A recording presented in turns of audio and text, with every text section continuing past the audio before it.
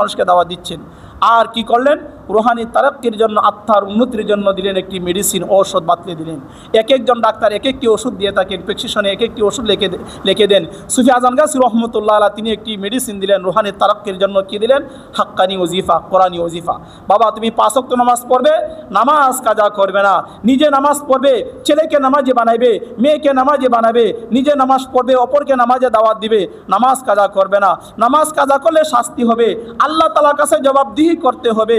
নামাজ পড়বে বিনা কাজা, 5 জায়গার নামাজ বিনা কাজা, 5 জায়গার নামাজ বিনা কাজা, 5 জায়গার ওজিফা বিনা কাজা। নামাজও কাজা করা যাবে না, ওজিফাও কাজা করা যাবে না, বিনা কাজা ওজিফা। ওজিফা আবার কি? ওজিফাটা আরবি শব্দ। আপনি কোরআন থেকে হাদিস থেকে যে আমলটি নিয়মিত প্রতিনিয়ত যে আমলটি করবেন সেটাকে বলা ওজিফা, কোরআনি ওজিফা। যে ওজিফার মধ্যে কোরআন রয়েছে, সূরা ফাতিহা কোরআন, সূরা ইখলাস কোরআন, সূরা ফালাক কোরআন, সূরা নাস কোরআন, কোরআন রয়েছে। এ কোরআনি ওজিফা। বাবা 5 ওয়াক্ত নামাজের পরে বিনা কাজা ওজিফাটা পড়বে। ওজিফাটা কি? 5 ওয়াক্ত নামাজের পরে সূরা ফাতিহা। হাদিসে উল্লেখ রয়েছে, রাসূল আকরাম সাল্লাল্লাহু আলাইহি ওয়াসাল্লাম বলেছেন, যে ব্যক্তি সূরা ফাতিহা আলহামদু সূরা যে ব্যক্তি একবার তেলাওয়াত করবে, আল্লাহ পাক রব্বুল আলামিন তার আমলনামা 20 পারা কোরআন তেলাওয়াত করা নাকি সওয়াব দান করবে। সুবহানাল্লাহ। তাফসীরুল কোরআন প্রথম খণ্ড 160 নম্বর পৃষ্ঠা।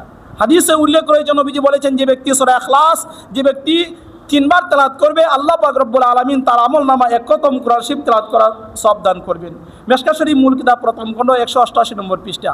সূরা ফালাক নাস তেলাওয়াত করলে মানুষের ক্ষতি, শয়তানের ক্ষতি, জাদু টোনা তন্ত্র মন্ত্র থেকে আল্লাহ রক্ষা করবেন। মাউজাতাইন আশ্রয় প্রার্থনা সূচক সূরা বলে অভিহিত করা হয়েছে হাদিস গ্রন্থের মধ্যে সূরা ফালাক এবং নাস। সঙ্গে দুরূদ শরীফ। দুরূদ শরীফ কেন পাঠ করবেন? দুরূদ শরীফ পাঠ না করলে দোয়া কবুল হবে না। দুরূদ শরীফ পাঠ না করলে নবীজির শাফাত পাইবেন না। নবীজির শাফাত না পাইলে, সুপারিশ না পাইলে জান্নাতে যাইতে পারবেন না। একবার দুরূদ শরীফ পাঠ করলে 10টা নেকি, 10টা গুনাহ মাফ, আল্লাহ তাআলা তার পদমর্যাদা 10 গুণ বৃদ্ধি করে দিবেন। আল্লাহ বলেছেন, ইন্নাল্লাহা ওয়া মালাইকাতাহু ইউসাল্লুনা আলান নবী ইয়া আইয়ুহাল্লাযীনা আমানু সাল্লু আলাইহি ওয়া সাল্লিমু তাসলিমা। আল্লাহ দুরূদ পড়েন নবীর উপরে, ফেরেশতারাও দুরূদ পড়েন। হে ঈমানদারগণ, তোমরাও দুরূদ পড়ো। আল্লাহ পড়েন, ফেরেশতারাও পড়েন, তোমরাও দুরূদ পড়ো। সাল্লু আলাইহি ওয়া সাল্লিমু তাসলিমা। সালাত এবং সালাম, নবীর উপরে দুরূদ পড়ো এবং নবীজিকে সালাম দাও।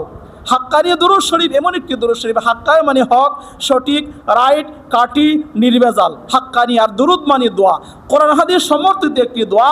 যে দোয়া, যে দুরূদের মধ্যে কোরআনের শব্দগুলো রয়েছে, হাদিসের শব্দগুলো রয়েছে, বিভিন্ন দুরূদের শব্দগুলো রয়েছে।